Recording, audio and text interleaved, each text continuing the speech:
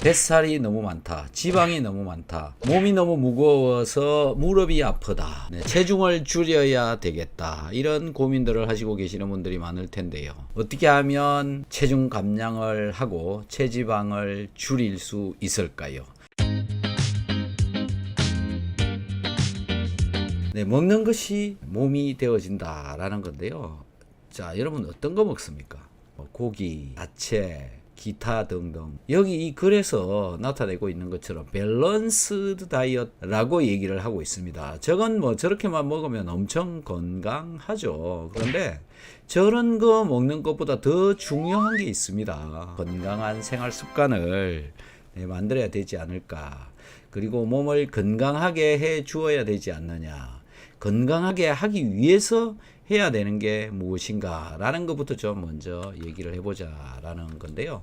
첫 번째, 매번 얘기하는 거지만 물 잘 마셔야 됩니다. 오늘 여러분들 물 얼마나 드셨나요? 하루에 물 마셔야 되는 양이 얼마나 될까요?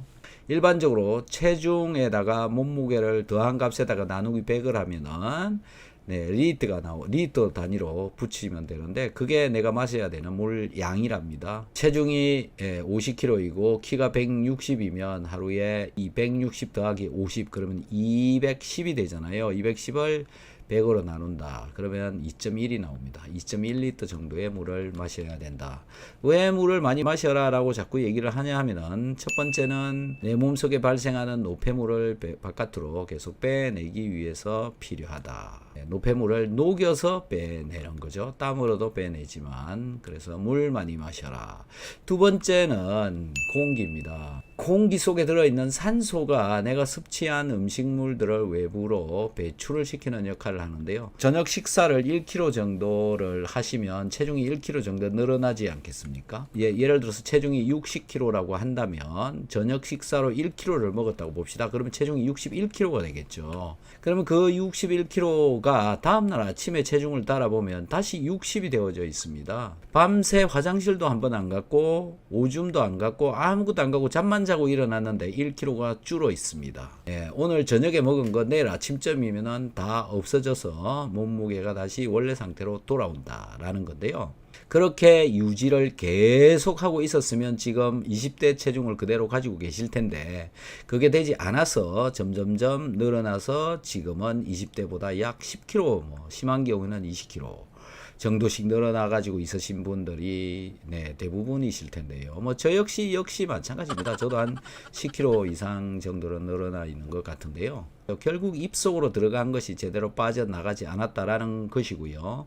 지금 현재도 여러분들은 제대로 빠져나가는 분, 빠져나가지 않는 분 이렇게 나누어져 있을 텐데, 결국은 내가 섭취한 음식물들은 이산화탄소로 전환되어진 뒤에 폐를 통해서 공기를 통해서 빠져나간다. 그렇게 빠져나가려면 필수적으로 필요한 것이 공기 속에 들어있는 산소. 저 산소가 몸속으로 잘 들어오도록 해야 된다. 어떻게 해야 잘 들어올 수 있을까요? 잘 들어오도록 하는 가장 대표적인 방법이 뭐냐면은 운동입니다. 운동이 하시기 싫으신 분들은 복식 호흡이라도 하시면 산소가 잘 들어옵니다. 자, 그 다음에 세 번째로 필요한 게 뭐냐면은 소금입니다. 뭐라고요? 소금이요. 여러분들 중에는 몸에 소금이 부족해가지고 신진대사가 안 되거나 몸에 많은 문제가 발생하고 있는 분들이 의외로 많습니다. 특히 가정주부로서의 역할만 하시고 계시는 분들, 식사량이 부족하거나 대충 드시거나 해서 대부분 영양실조가 되어져 있는 분들이 많습니다. 그런 분들이 영양실조이니까 뭐가 부족하냐? 소금이 부족한 상황이 되어져 있다. 다이어트를 하시고 싶으신 분들은 소금을 잘 챙겨 드시는 것이 정말 중요하다고 생각합니다. 다이어트 필수품이 소금이다. 여러분들 중에 다이어트 프로그램에 어디 돈을 내고 나 좀 다이어트 좀 하고 싶습니다. 가서 하시고 계시는 때 그 다이어트 매니저가 하는 말 중에 염분량을 줄이세요. 저염식을 하세요. 그거 거짓말입니다. 저염식 하면 더 안 빠집니다. 저염식을 왜 하라고 그러느냐라는 건데요. 자, 저염식을 하게 되면 살이 빠지는지 물이 빠지는지 지금부터 말씀을 드려 보겠습니다. 자, 내 몸속에 물이 들어가고 소금이 계속 들어가고 있는데, 소금을 끊어주면 내 혈관 속에 소금의 농도를 0.9%를 맞추기 위해서 물이 빠집니다. 저염식을 하게 되면 어떻게 되나요? 체중이 감량이 되는 거죠. 이것 때문에 줄어든다. 이걸 착각을 하고 있는 겁니다. 그래서 다이어트 매니저가 이렇게 얘기를 하죠. 저염식을 해라. 그 저염식을 뭐 한 2주 정도나 한 달 정도 했어요. 그럼 물이 빠지죠. 체중이 줄죠. 그 데이터를 잘못 해석을 해가지고 저염식을 해라 라고 이야기를 하고 있는 겁니다. 그래서 몸에 물이 빠져서는 절대로 다이어트가 되어지지 않는다. 몸에 물이 있는 이유가 있지 않겠습니까? 소금도 있어야 되는 이유가 있기 때문에 소금이 몸속에 존재하고 있는 거잖아요. 그 있어야 되는 것들을 빼낸다? 그러면 몸이 정상적이지 않다? 몸이 정상적이지 않으면 다이어트가 되나요? 여러분들이 아시고 계시는 그런 상식적인 이야기들이 전부 비상식이거나 잘못되어 있는 데이터를 많이 가지고 지금 듣고 있다라는 겁니다. 그래서 이 소금 잘 챙겨 드셔야 되지, 소금 안 먹으면 오히려 다른 병이 걸려서 더 살찌거나 너무 살이 빠져서 말라버리는 수도 있다. 질병으로부터 벗어나려면 소금을 열심히 챙겨 먹어야 된다. 그 다음에는 비타민C입니다. 비타민C는 신진대사를 시키는 가장 근본적인 물질이고요. 기본이 되는 물질이기 때문에 열심히 챙겨 먹어야 됩니다. 저 레몬이나 오렌지나 이런 것들 속에 보통 비타민C가 60mg, 한 개에 60mg 정도씩 들어있다라고 하는데요. 제가 여러분들께 말씀을 드리는 양은 보통 하루에 6000mg, 즉 레몬 몇 개를 먹어야 되는 겁니까? 100개를 먹어야 된다. 오렌지 100개를 먹어야 6000mg 정도 먹을 수 있다. 그래서 둘 중에 하나를 선택을 하시면 될 것 같아요. 오렌지 100개를 먹을 것인가, 비타민C 알로 된 거 6알을 먹을 것인가. 비타민C는 내 몸의 면역을 조절해 주는 것도 있고요. 그 신진대사, 세포대사를 잘 되도록 해주는 거다. 비타민C를 제대로 챙겨 먹지 않으면 그런 면역이나 세포대사가 제대로 되어질 수가 없다. 자, 비타민C를 열심히 잘 챙겨 먹으면 어떤 일이 벌어지느냐. 항산화 작용을 한다. 항산화라고 하는 게 도대체 뭐냐라는 건데요. 다이어트에 정말 중요하죠. 적혈구가 순환이 잘 되어져야 되고 산소 운반이 잘 되어지도록 해주는 것이 항산화 작용인데요. 항산화, 즉 산화를 막아준다. 산화는 누가 산화를 시키는 거냐면 활성산소가 내 몸을 산화를 시키는데 그걸 막아주는 것을 항산화라고 한다. 이 항산화를 누가 시켜주느냐? 비타민C가 시켜준다. 여러분들이 종종 듣는 말 중에 디톡스라고 하는 말이 있을 겁니다. 무슨 독소를 내 몸에 있는 독소를 제거를 해준다라고 하는 것이냐? 궁극적으로 말씀을 드리면 활성산소입니다. 활성산소를 없애는 것이 디톡스를 하는 것이다 라는 거죠.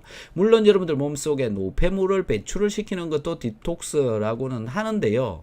사실상 궁극적인 목적은 활성산소를 제거하는 것을 디톡스다. 항산화, 디톡스 이런 것을 해주는 것이 바로 비타민C다. 얼마나 좋습니까?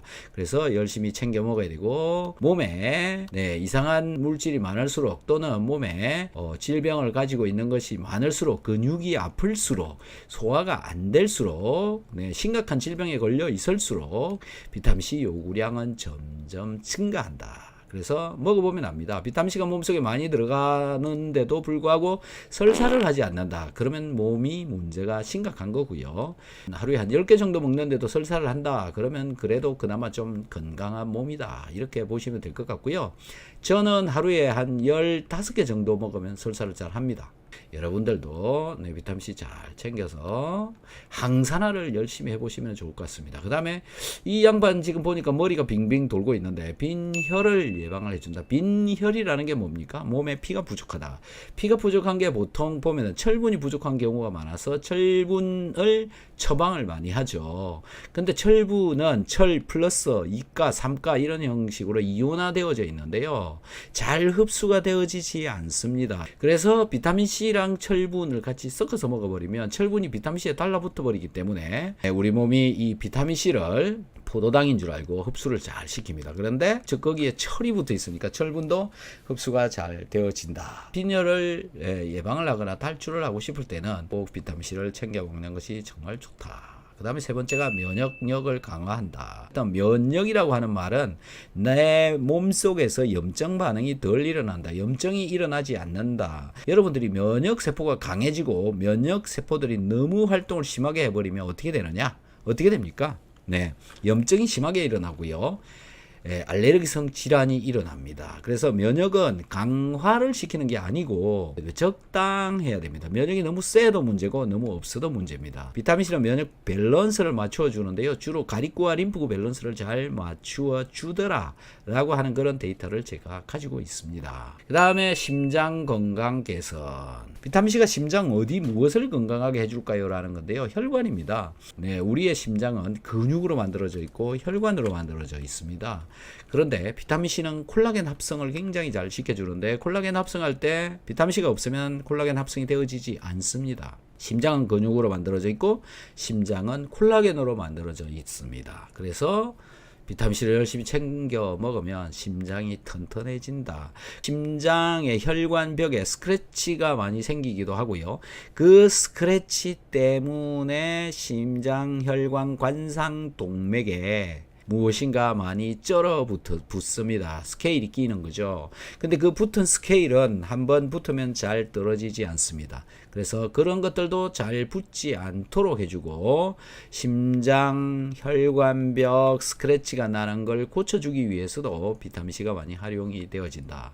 그 다음에 피부를 개선시켜준다. 비타민C를 먹으면 수분 대사가 잘 되고요. 체온이 따뜻해지고 모세 혈관이 확장이 되어집니다.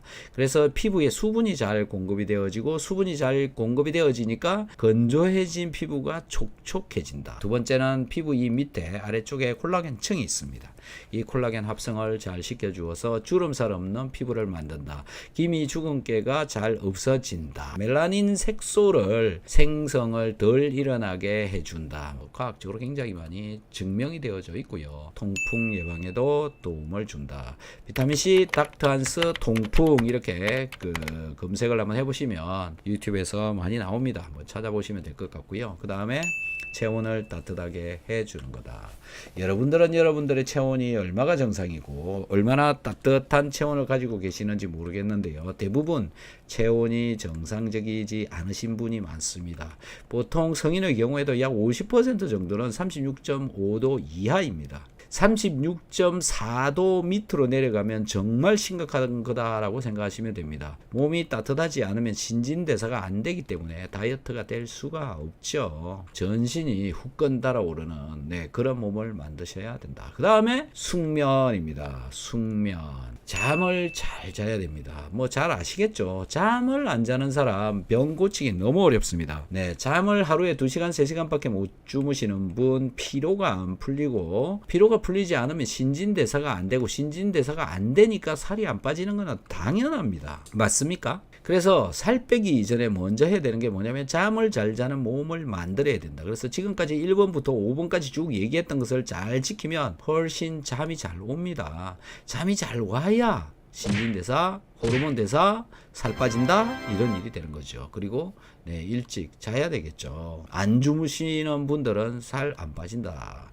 안 자면서 살 빼려고 한다. 그건 말이 안 된다. 잠도 안 자면서 맨날 굶기만 한다. 바로 요요가 오죠. 살 좀 빠졌다가 그냥 요요가 옵니다. 건강하기 위해서는 1번부터 지금 6번까지 이렇게 건강하게만 되어도 자연히 쓸데없는 지방은 빠지게 되어져 있다.